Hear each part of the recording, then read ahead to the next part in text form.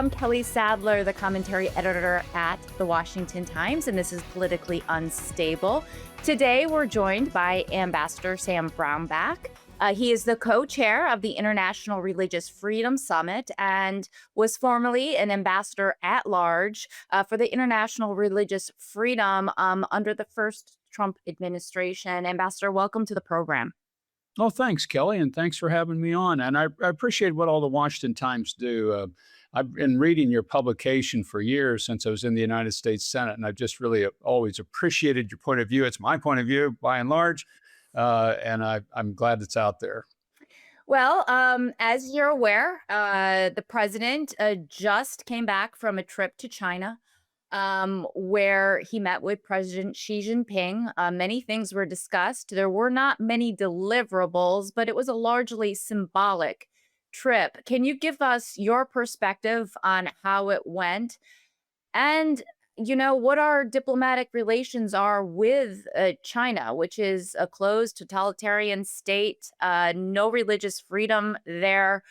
Xi Jinping is the head of the Communist Party and has pretty much a stranglehold on power. So your thoughts of the trip, of the president's trip, and where we need to go with China.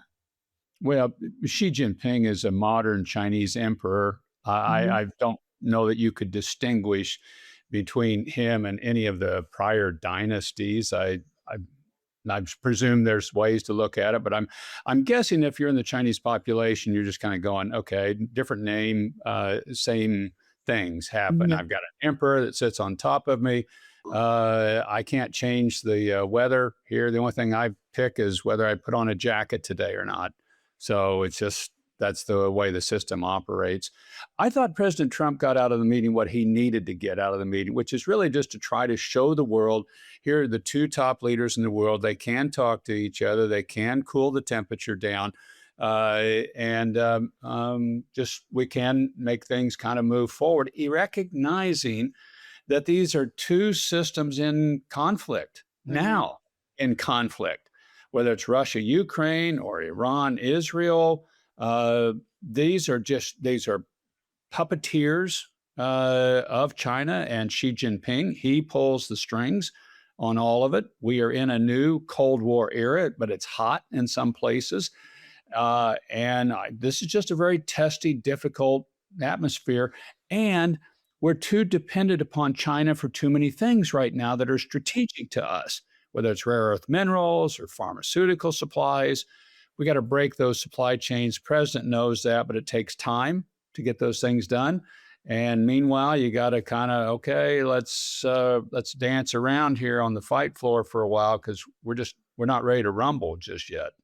One of the things the president was criticized for coming out of that meeting was his remarks regarding Taiwan. Arms sales have been paused at this point to the island. What did you make of it? Others have said that he maintained the strategic ambiguity that has always been the U.S. stance, but some were critical that he didn't show enough strength when it came to defending the island. Well, I thought he did what he had to do again. I think it's the strategic ambiguity that we've got to have. We're just not in position right now. Taiwan produces 90% of these high-end chips that we're dependent upon. China goes to attack this place. Where are we going to get the chips? And we've got to build capacity here. We're building capacity here. Direct foreign investment is falling in China. It's rising dramatically in the United States. We let all that investment go for decades to China. We're now starting to get it back, but all that takes time to move through the system. And so you really just got to kind of dance around for a little while while we get in better position for what we need to do. I would love to see the president sell lots of arms to Taiwan, be more confrontational, but maybe he's using that as some negotiating chip and saying, for now, Xi acts responsible. I'm not doing this for a little while. As soon as something moves wrong, that happens. Xi knows it. Who knows? I don't know. I wasn't in. But it seems to me those may be calculations he's making. And he's done really an artful job of shutting down oil supplies to China. Uh-huh. Venezuela, just huge move, and Iran, really the same thing. Now, what did you make of China's promises to help us out with the Strait of Hormuz? Since the president returned back to the U.S., it doesn't seem like they've done much. It didn't seem like to me they committed to much over there. It was like they could look, they could tell Iran to open that up, stop doing it, give up the uranium. None of that's happened. They haven't done that. So, I think this is just part of the war that we're in right now with China, and Iran is clearly their proxy. The president's been very aggressive, obviously. I mean, this is oil supply that's primarily going to Europe and China. It's not our oil supply that we're dependent upon, but it has impact on us because of midterm election cycles and gasoline prices. And the communists never face an election, so they don't have to worry about things like that. So there's a near-term difficulty. Long-term, I think the president's really done an artful job of going at a strategic asset they need, and that's oil and energy, and really bottling up a major piece of their supply in both Venezuela and to a pretty decent degree in Iran too. Now, what did you make of you spoke of our dependency on Taiwan for the chips, on China for the rare earth minerals. A lot of our pharmaceuticals are also sourced from China. What did you make of the president going over there with over a dozen CEOs, including NVIDIA's CEO, which is selling high-tech AI chips that China wants to get their hands on? I think he walked in the room with the bargaining chip he has. I Years ago when we didn't have this kind of relationship with it, but we were just importing everything from Right. China. I argued that our president ought to show up in China with the CEO of Walmart, because that's who is buying 80% of the things coming out of China to distribute in this country, and say, I got the guy that has a big piece of your economy sitting right here. And I think that's a good reminder. Now, I believe we've got to break these two economies apart on these strategic items like this in particular. We cannot be dependent upon them on things that we have to have, as I noted. So, I mean, he's showing up with them, with the CEO of NVIDIA, and they really want what this guy's got. They also threaten what this guy has in the Taiwan plans. So, I mean, I think there's real clear messaging with these things taking place, and the president's kind of showing some of the cards that the Chinese know we've got these cards anyway. But it's like you're showing up with you got the posse here with you.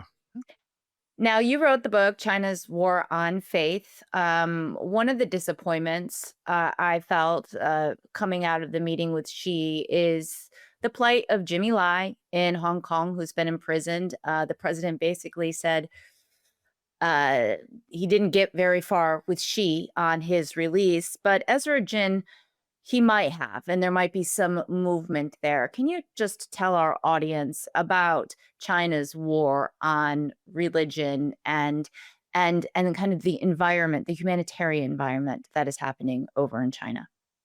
If you're a person of faith, active faith, and you don't want to be run by the state, you got problems in China.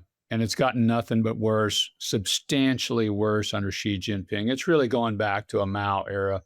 If I can use the term, really, Xi is a reincarnation of Mao. Problem is now he's got a much bigger economy than Mao ever dreamed of having. It's got much better surveillance technology than Mao ever dreamed Mhm. of having.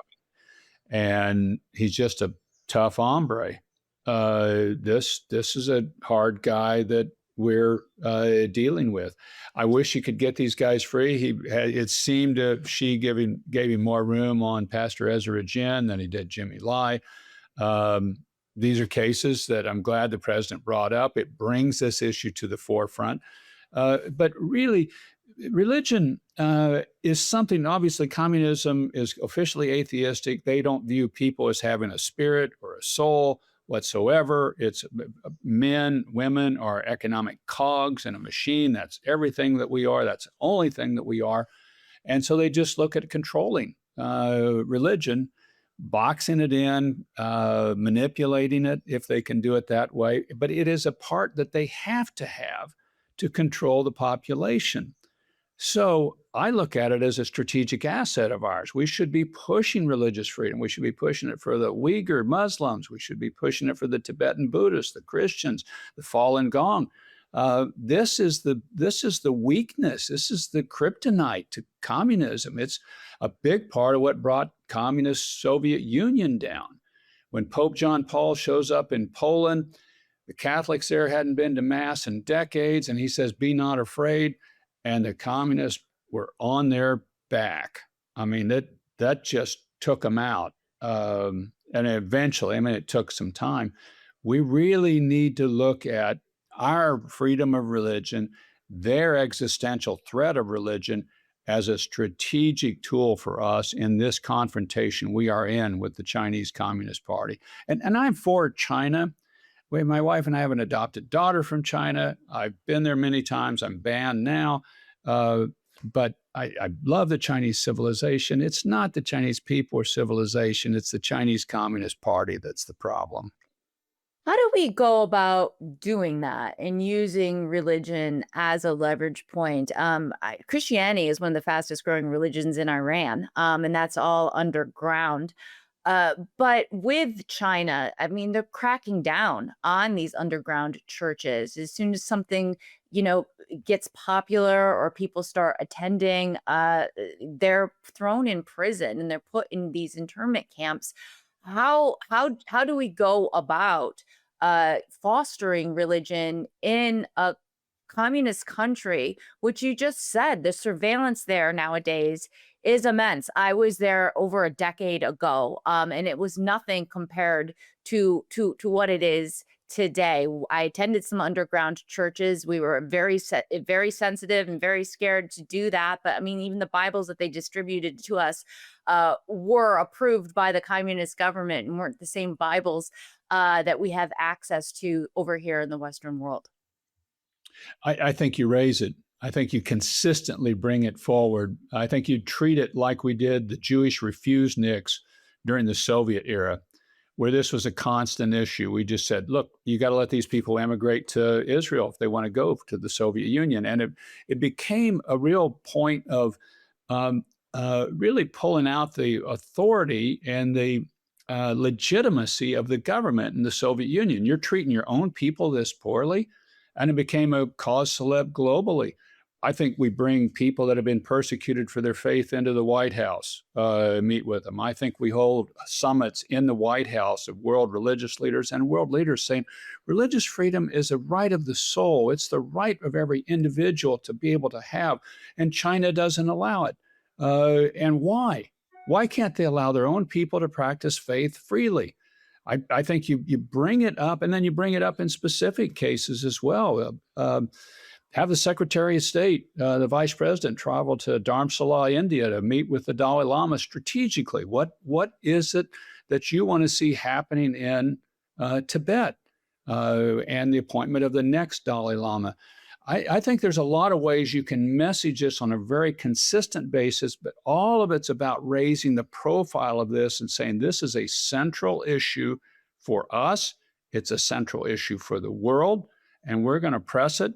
And China, you better start responding to this. You're going to be hearing about this for a long time. The president's been really good about saying, I think we need more religion in the world.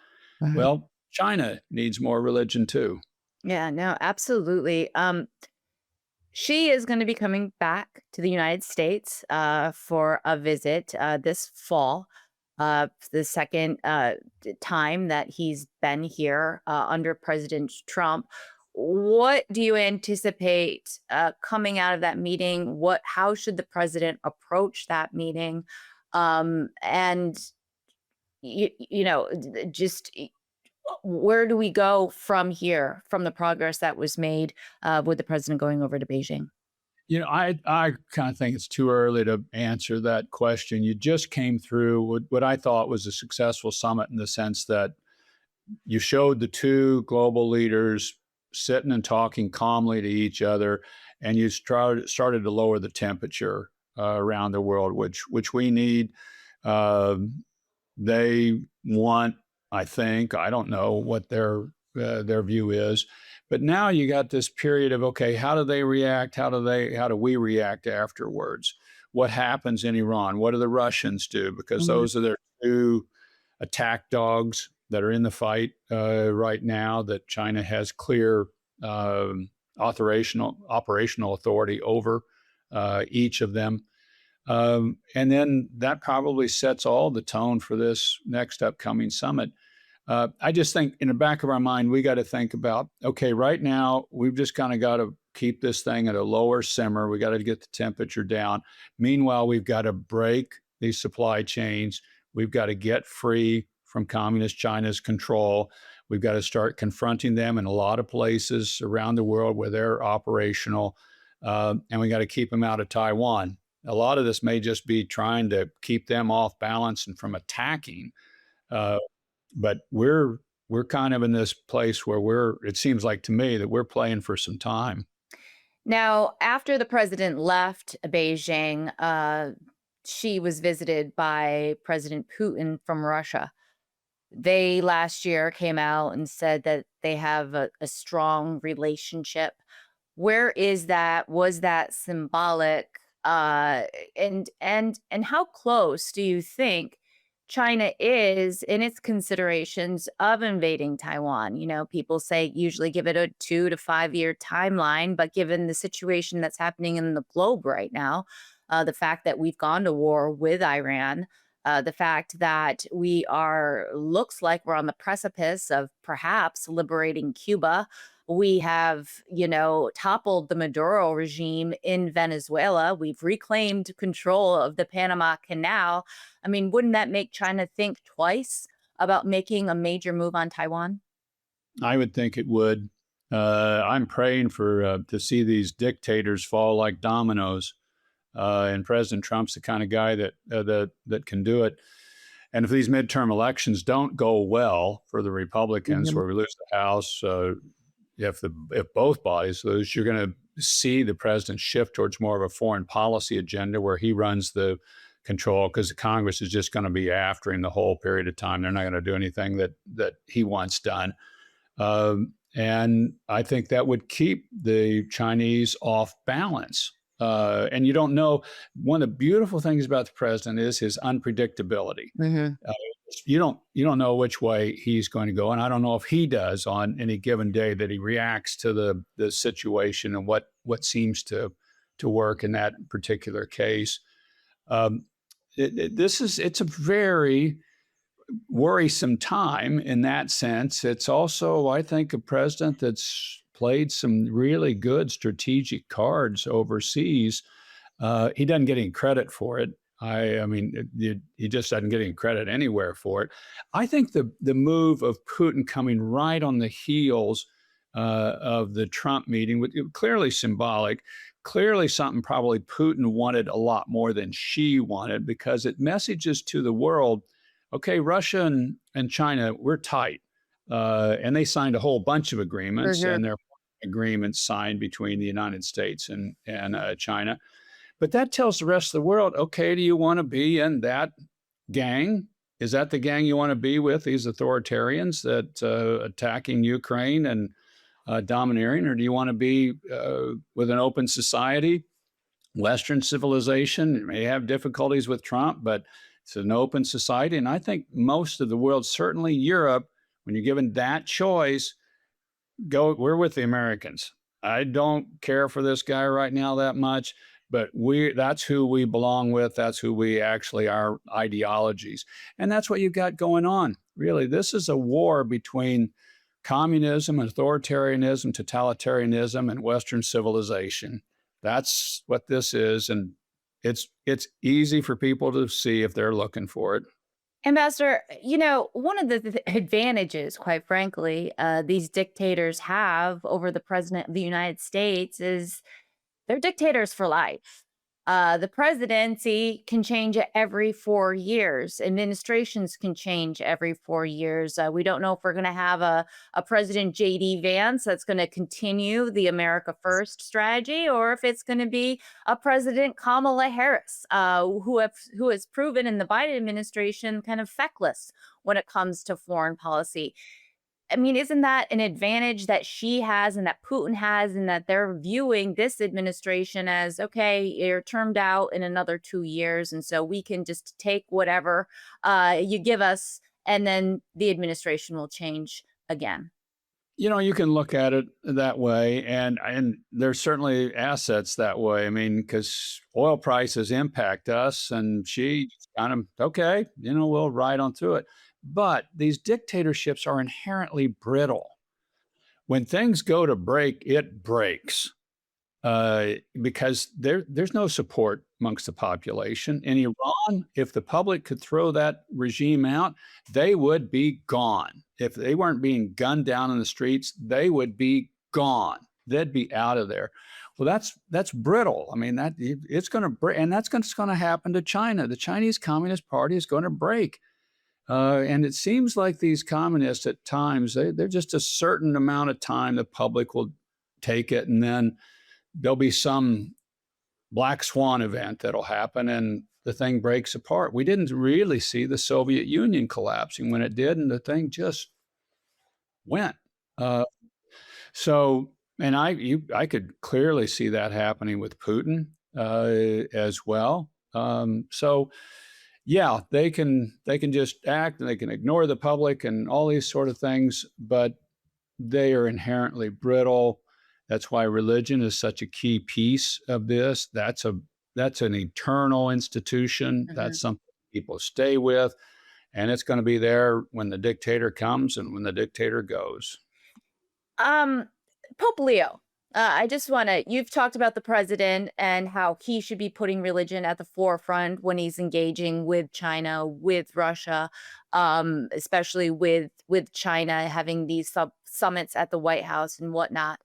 But what about the Pope? Where does the Pope play into all of this? You mentioned the fall of the Soviet Union and the role the papacy played in that. But, Pope Leo, he's issued this statement about AI. He's gone to Africa. He's gone to some majority Muslim nations there, but he has really not weighed in much when it comes to China or Russia. Ironically, he has talked about Iran. But what is the Pope's role in this, and what should he be doing? Yeah, to me, the papacy should be about a clear moral authority and making the moral call. I made the comment that when the United States and the papacy are lined up, we can move heaven and earth. Uh, you need that alignment. And I argue in the book that the papacy needs to speak out about China, about the 3 genocides that are taking place there, about the 9 Catholic bishops that are incarcerated or we don't know their whereabouts. China today, 9. Uh, why aren't we? And yet the Vatican diplomacy community is just kind of, we want to do this in quiet diplomacy. Well, that hasn't been working. And it looks like you're either scared to say something about it or something's not going quite right here. The other key point of this is that really Leo probably owes a portion of his papacy to the failed China Vatican policy that was put forward by Cardinal Parolin, who's the head for diplomacy of the Vatican. He was the guy that was in the driver's seat for the papacy, but there was enough people in there, apparently, and I don't know, I wasn't in the room, that didn't like the China policy that he had pushed with Francis. So my prayer is that Leo changes that policy, that they go back to what it was under John Paul and Benedict, of saying, no, the church appoints the bishops, not the Chinese Communist Party, and goes back to the moral clarity, public moral clarity, and calling out what China is doing to the Tibetan Buddhists and the Muslim Uyghurs and to the Christians and to the 9 Catholic bishops that are incarceration. I think those should be clearly and publicly stated and talked about by the Pope. Yeah, and it hasn't happened yet, but his papacy is new. So there's plenty of time to correct course. I, just lastly, you served in Congress, you served in the U.S. Senate.